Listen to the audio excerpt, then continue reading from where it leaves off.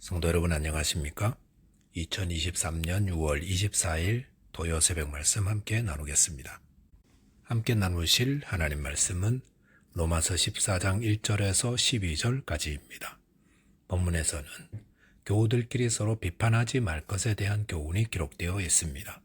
본문을 통해서 서로 다른 믿음의 수준을 받아주어야 함과 형제를 비판하는 자는 미래의 심판을 받음에 대해서 묵상하겠습니다.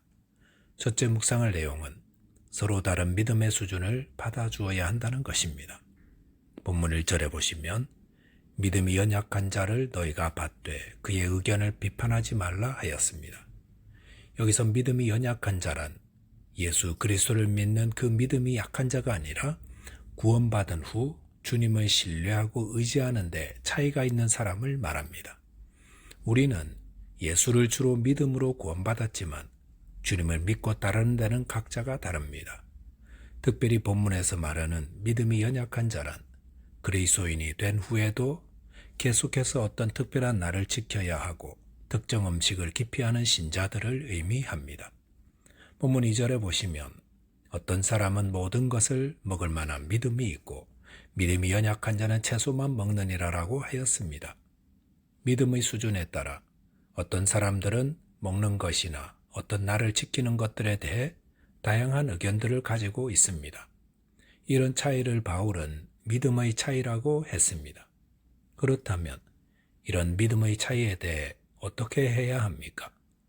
본문 3절에 보시면 먹는 자는 먹지 않는 자를 업신여기지 말고 먹지 않는 자는 먹는 자를 비판하지 말라 이는 하나님이 그를 받으셨음이니라라고 하였습니다. 신앙생활에서 어떤 음식을 먹는 문제, 그리고 어떤 날을 지키는 문제를 가지고 있는 성도들은 어디나 다 있습니다.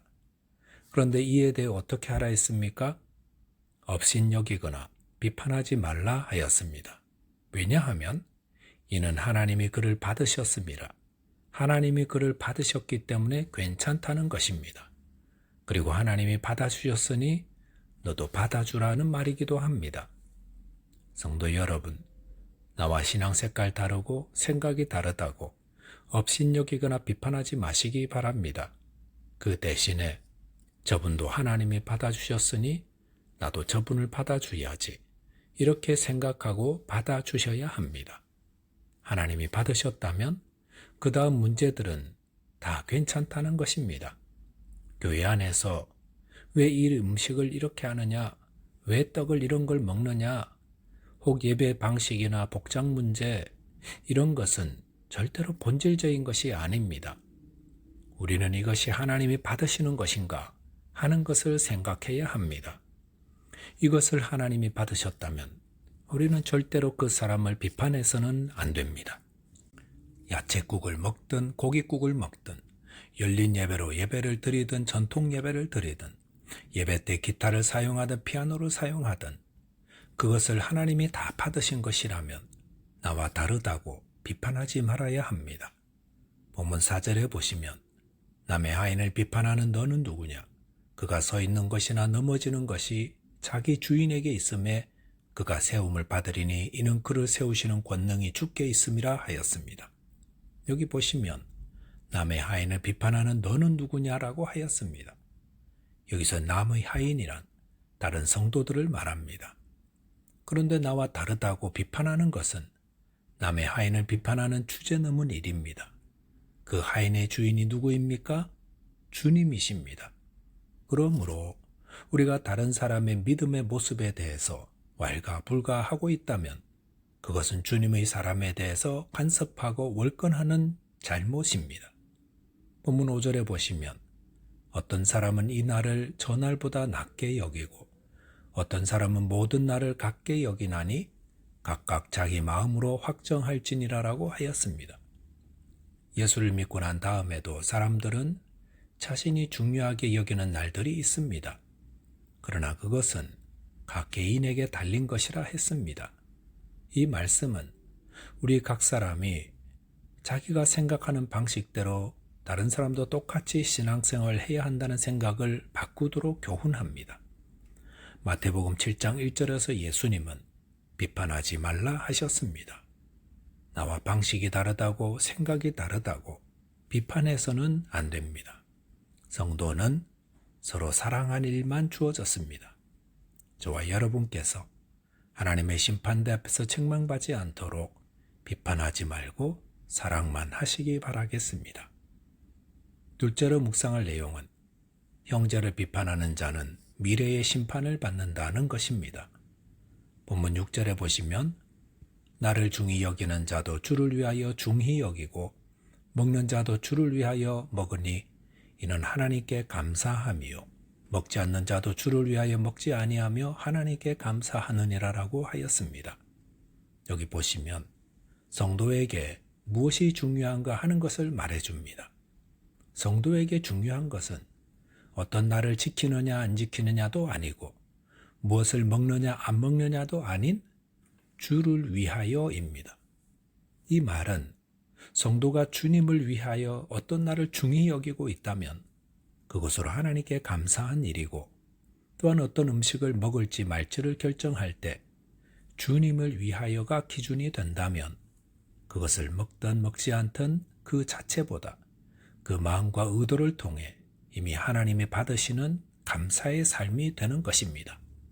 그러므로 무엇을 먹어야 하나 어떤 날을 지켜야 하나를 가지고 논쟁하는 것은 얼마나 소모적인 일입니까? 골로새서 2장 16절에서는 그러므로 먹고 마시는 것과 절기나 초하루나 안식일을 이유로 누구든지 너희를 비판하지 못하게 하라라고 하였습니다. 먹고 마시는 것, 절기를 지키고 안 지키고 하는 것, 이것들이 비판의 소재가 되어서는 안 됩니다. 우리 주님은 그것들 때문에 죽으신 것이 아닙니다. 우리 주님이 십자가에서 죽으신 것은 무엇을 먹어야 하나 먹지 말아야 하나 어떤 절기를 지키게 하기 위함이 아니라 죄로 죽을 우리를 살리기 위함이십니다. 그러므로 성도가 기억할 것은 어떤 음식을 먹어야 하나 말아야 하나가 아니라 어떻게 하는 것이 주님을 위해 사는 것일까가 되어야 한다는 것입니다. 본문 7절 8절에 보시면 우리 중에 누구든지 자기를 위하여 사는 자가 없고 자기를 위하여 죽는 자도 없도다. 우리가 살아도 주를 위하여 살고 죽어도 주를 위하여 죽나니 그러므로 사나 죽으나 우리가 주의 것이로다라고 하였습니다. 여기 보시면 계속 반복되는 것이 위하여입니다. 즉 성도는 자기를 위하여 사는 자가 아니라 주님을 위하여 사는 자라는 것입니다. 하나님의 아들이신 예수 그리스도는 죄로 인해 멸망케 될 우리를 살리시기 위해 자기 생명을 내어주셨습니다. 그리고 우리는 예수 그리스도의 속량의 죽음을 믿음으로 죄에서 구원받아 영원한 생명을 얻게 되었습니다. 이 사실을 믿고 예수를 주로 고백하며 구원받은 자가 성도들입니다. 그렇다면 이렇게 예수님의 대속의 죽음을 통해 구원 얻고 영생을 얻은 자는 어떻게 살아야 합니까? 당연히 예수님을 위하여 사는 것이 맞습니다. 장기 기증을 받아 생명을 이어가게 된 사람은 자신에게 장기를 기증해 준 사람의 목까지 살겠다고 결심합니다. 마찬가지로 내게 영원한 생명을 주신 예수 그리스도를 위해 살겠다고 다짐하는 것이 성도의 마땅한 모습인 것입니다.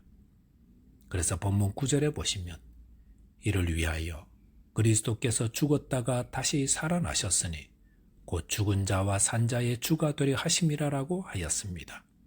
그리고 본문 10절 보시면 내가 어찌하여 내 형제를 비판하느냐 어찌하여 내 형제를 업신여기느냐 우리가 다 하나님의 심판대 앞에 서리라 하였습니다. 형제 비판은 하나님의 심판대 앞에서 책망받을 일입니다. 그것은 얼마나 부끄러운 일이 되겠습니까? 주님께서 형제를 비판하고 업신여겼던 자들을 불러 너와 함께 믿음 생활했던 저 사람은 내가 피 흘려 구원할 정도로 아끼고 사랑하는 자이다. 그런데 너는 왜 어찌하여 그를 업신여겼느냐 어찌하여 그를 비판하였느냐 물으신다 했습니다. 본문 11절 12절에 보시면 기록되었으되 주께서 이르시되 내가 살았노니 모든 무릎이 내게 꿇을 것이요 모든 혀가 하나님께 자백하리라 하였느니라 이러므로 우리 각 사람이 자기 일을 하나님께 직고하리라 하였습니다. 우리는 모두 주님 앞에서 자신이 형제를 비판하고 업신여겼던 일을 자백하게 될 것입니다. 그러므로 성도는 두려운 마음으로 형제를 비판하지 말아야 합니다.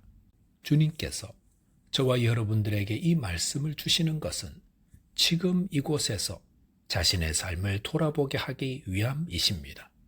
저와 여러분이 형제를 비판하고 업신여겼던 일을 회개하고 지체의식을 가지고 사랑하게 되시기를 바라겠습니다. 기도하겠습니다. 하나님 아버지, 저희의 지체된 형제 자매를 비판하고 업신여긴 죄를 용서하여 주십시오. 또한 하나님의 심판이 있음을 알아 두려운 마음을 품게 하시고 서로 사랑하게 하여 주옵소서. 예수 그리스도 이름으로 기도하옵나이다. 아멘. 오늘도 믿음 안에서 승리하는 하루 되시기 바라겠습니다. 감사합니다.